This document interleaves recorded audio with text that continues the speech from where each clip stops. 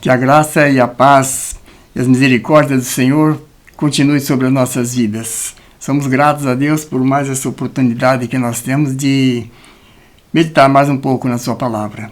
Para tanto, nesse instante, nós vamos ler o Evangelho de Mateus. Buscai, pois, em primeiro lugar o seu reino e a sua justiça, e todas essas coisas vos serão acrescentadas. Vamos orar?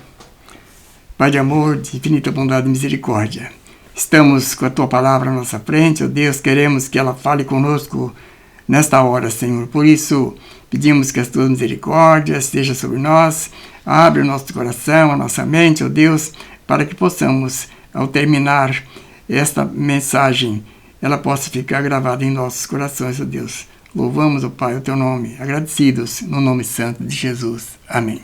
Essas palavras Jesus dirigiu aos seus discípulos naquele instante. Jesus iniciou seu ministério e, passando ali pelo Mar da Galileia, ele convocou seus discípulos, chamou seus discípulos e logo depois ele percebeu que havia uma multidão. Então, diz o texto no capítulo 5, vendo Jesus as multidões, subiu ao monte e, como se assentasse, aproximaram-se os seus discípulos, e ele passou a ensiná-los. O Senhor Jesus, em todo o seu ministério, ele aplicou na sua didática as parábolas. Quase todo o ensinamento dele, em todos os evangelhos, estão registradas as parábolas de Jesus. Por que as parábolas? O próprio evangelista Mateus responde a essa pergunta. Todas as coisas disse Jesus às multidões por parábolas, e sem parábola nada lhes dizia, para que se cumprisse o que foi dito por intermédio do profeta. Abrirei em parábolas a minha boca. Publicarei coisas ocultas desde a criação do mundo. É interessante que todas as parábolas de Jesus, elas apontam para o nosso cotidiano, porque é no nosso cotidiano que nós podemos glorificar a Deus, é no nosso cotidiano que nós podemos estar meditando na sua palavra e crescendo no conhecimento dela. É no nosso cotidiano é que nós podemos glorificar a Deus de tal maneira que Ele possa estar sentindo realmente a nossa fé, a nossa esperança no Senhor. É no nosso cotidiano que nós podemos ver as necessidades daqueles que estão à nossa volta. Então, no dia a dia da nossa vida é que nós vamos desenvolver o nosso realizar dentro do reino de Deus. Lá no passado, Jesus chamou a atenção dessa questão de estarmos envolvidos somente com as coisas materiais e nos esquecemos das coisas espirituais, nos esquecemos do reino dos céus.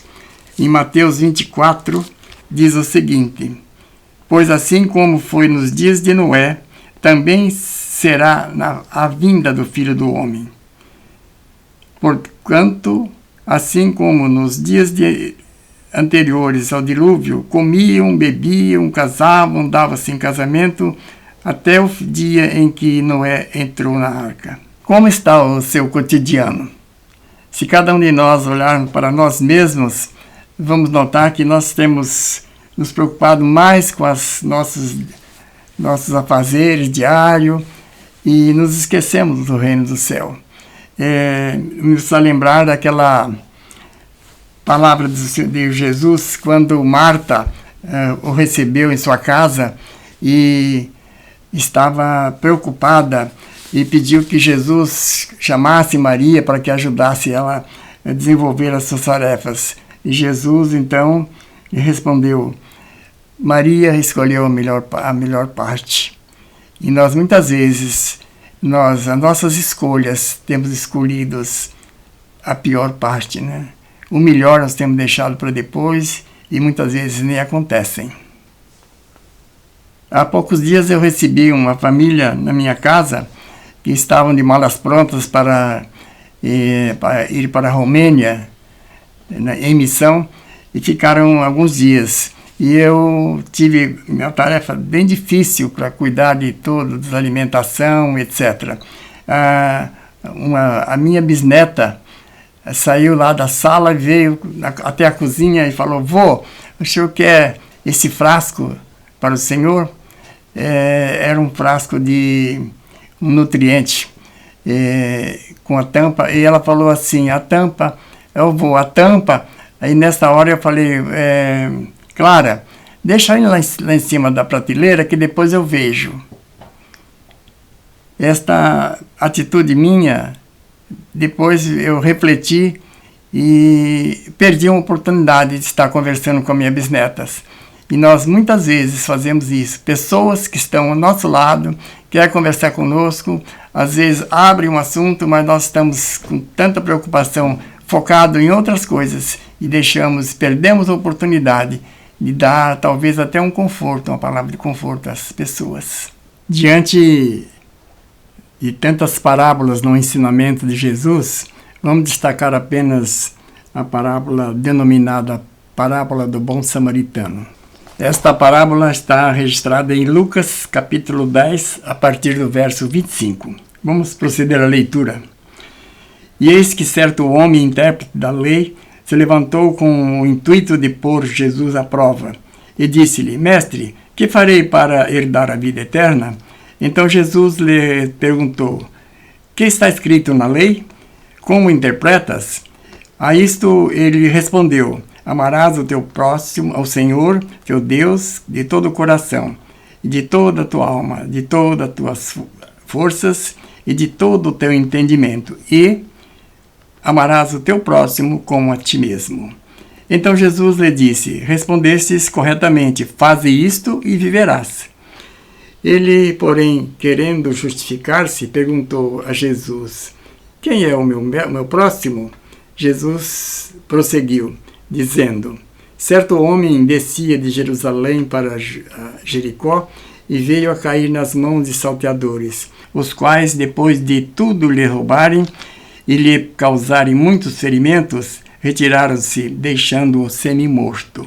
Casualmente descia um sacerdote por aquele mesmo caminho e, vendo-o, passou de largo. Semelhantemente, um levita descia por aquele lugar e, vendo-o, também passou de largo. Certo samaritano que seguia o seu caminho passou-lhe perto e, vendo-o, compadeceu-se dele.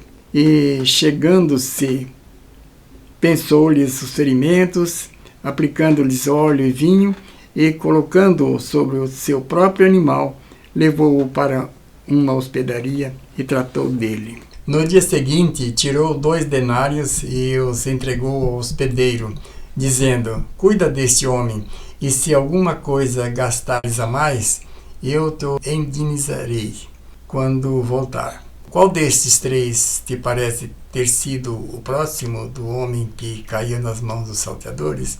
Respondeu-lhe o intérprete da lei: o que usou de misericórdia para com ele. Então disse Jesus: vai e procede tu de igual modo. Nós vimos que na parábola aparecem vários personagens e cada um deles estavam preocupados consigo mesmo, o que devia fazer, seguindo o seu caminho. O primeiro personagem: certo homem descia de Jerusalém para Jericó. De Jerusalém a Jericó era uma distância mais ou menos de 40 quilômetros. Não sabemos qual o propósito desta ida desse certo homem para Jericó. Entretanto, como no relato ele foi assaltado, e levaram seus pertences, parece-nos que ele seria um mercador. Entretanto, o que nos interessa é que na nossa caminhada terrena, no nosso dia a dia, podemos encontrar vários obstáculos na vida, assim como esse certo homem. Mas podemos perceber também ali a misericórdia de Deus, porque Deus enviou lá o samaritano para que o socorresse. Assim, na nossa caminhada podemos ter muitas dificuldades pela frente, mas o nosso Deus, Deus de misericórdia, trará a sua misericórdia sobre nós no momento necessário. Um pouco comprido.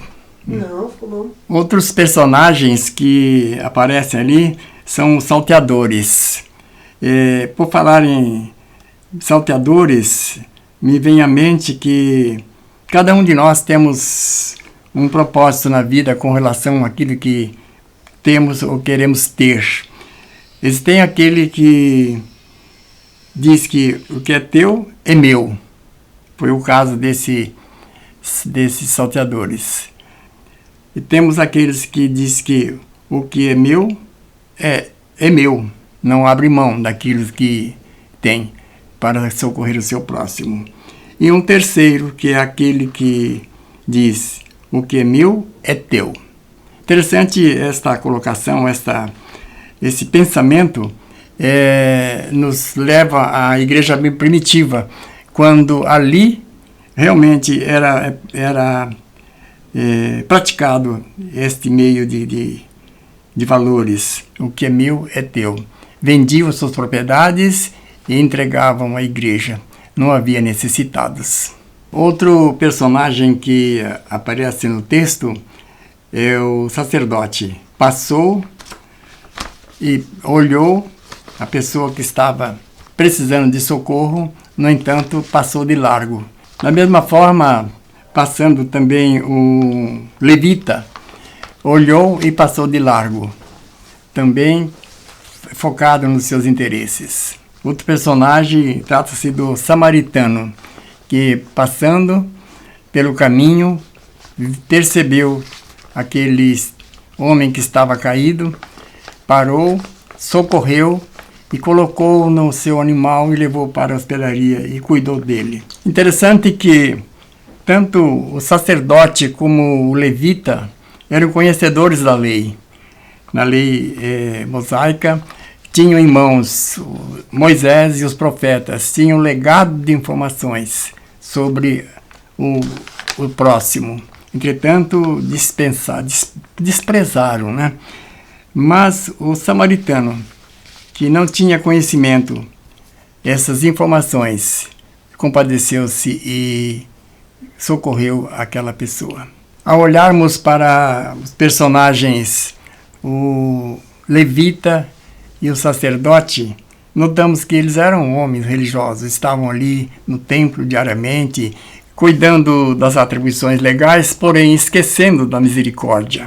O Senhor Jesus, em certa vez, em confronto com os escribas e fariseus, ele disse: ai de vós, escribas e fariseus hipócritas, porque dais o dízimo da hortelã, do endro e do cominho, e tendes negligenciado os preceitos mais importantes da lei, a justiça e a misericórdia e a fé. Devias, porém, fazer estas coisas sem omitir aquelas. O apóstolo Paulo nos dá uma orientação de como vivermos diante desse mundo tão conturbado em que vivemos. Rogo-vos, pois, irmãos, pelas misericórdias de Deus, que apresentei os vossos corpos como sacrifício santo, vivo e agradável a Deus, que é o vosso culto racional. Mas transformai-vos pela renovação da vossa mente, para que experimenteis qual seja a boa, perfeita e agradável vontade de Deus. A nossa tendência é pensar que o nosso culto está nas reuniões solenes e no ajuntamento da igreja. Sim, mas também no nosso cotidiano, porque o texto nos diz que nós temos que experimentar qual seja a boa, perfeita e agradável vontade de Deus. E no nosso cotidiano é que nós temos que assimilar essas bênçãos do Senhor. Às vezes somos levados a pensar que na igreja nós temos que ser perfeito. Fora da igreja já é outros meios, né? Conta-se que certa criança falou para sua mãe: mamãe, vamos mudar para a igreja? Ela disse: por que, meu filho? Porque o papai é tão bom lá na igreja. Nesse enfoque, nós podemos perceber também que a igreja vive hoje uma situação inexplicável. Muitos jovens passam a adolescência na igreja, mas quando chega a juventude, já perde o amor pela igreja, estão afastados. Parte disto é o testemunho de seus pais, que na igreja tudo bem, mas no cotidiano, no dia a dia, as coisas são diferentes e isso traz um desinteresse para com os jovens junto à igreja. Se quisermos ser bem-sucedidos na nossa caminhada, precisamos estar em busca do Senhor, e o Salmo 1 nos dá uma orientação precisa de como devemos caminhar. Bem-aventurado o homem que não anda segundo o conselho dos ímpios, nem se detém no caminho dos pecadores, nem se assenta na roda dos escarnecedores. Antes tem o seu prazer na lei do Senhor, e na sua lei medita dia e noite. Esta realmente é a fórmula em que podemos usar para a nossa caminhada no nosso cotidiano e visualizarmos todas as situações que se nos desenvolvem e as oportunidades que temos para glorificar o nosso Deus. Voltando ao texto inicial, diz o seguinte: buscai, pois, em primeiro lugar o reino dos céus e a sua justiça, e as demais coisas vos serão acrescentadas. Notamos que o Senhor Jesus fez uma colocação precisa, determinante. Buscai, pois, devemos buscar com veracidade. O que? O reino dos céus. As demais coisas vão ser acrescentadas. Não que nós vamos buscar apenas o reino do céu, esquecermos das nossas atividades seculares, mas certamente elas virão e temos que administrá-las também, de forma que sejam concretizadas. Jesus nos chama para uma vida dinâmica, não uma vida estática, mas uma vida dinâmica. E vamos terminar com a oração que Jesus nos ensinou, denominada a oração dominical. Vemos que nessa oração o próprio Senhor Jesus nos dá a orientação do nosso cotidiano, como devemos seguir e o que necessitamos da parte do Senhor. Vamos orar. Pai nosso que está nos céus, santificado seja o teu nome, venha o teu reino. Seja feita a tua vontade, assim na terra como nos céus. O pão nosso de cada dia dá-nos hoje. Perdoa as nossas dívidas, assim como nós perdoamos os nossos devedores. Não nos deixe cair em tentação, mas livra-nos do mal, pois teu o reino, o poder e a glória para sempre. Amém. Nós temos um serviço de telemensagem chamado Disque Paz. Você pode ligar para o número que está na tela, ouvir a mensagem e a seguir você pode deixar o seu contato. E nós, através do código, podemos receber a sua mensagem. Ligue para nós. Que Deus vos abençoe e nos dê a paz. Amém.